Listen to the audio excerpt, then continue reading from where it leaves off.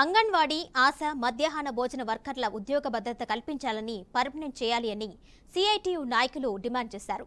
కనీస వేతనం నెలకు 26,000 ఇవ్వాలని డిమాండ్ చేశారు.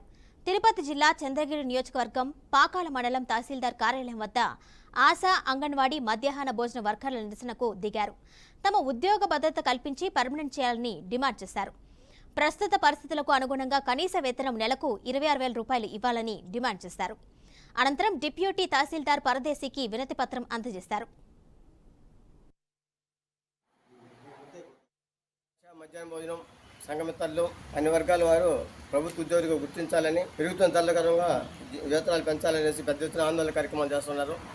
అందులో భాగంగా పాకాల మండల హెడ్ క్వార్టర్లో కూడా వినతి పత్రం ఇచ్చి నిరసన కార్యక్రమం జరిపినాము. ఇంచేపు తర్వాత నిరసన కార్యక్రమం కూడా జరిపినాము. ఈ సమస్య పరిష్కారం చేసేంత వరకు మేము పోరాటాన్ని కొనసాగిస్తాము. సమస్య పరిష్కారం చేయకుంటే ఉద్యమాన్ని మరింత తీవ్రతరంగా తీసుకొని పోతామనేసి ప్రభుత్వాన్ని కూడా విజ్ఞప్తి చేస్తున్నాం. కేంద్ర ప్రభుత్వాలు అదేవిధంగా కేంద్రంలో అంగన్వాడీ ఆశ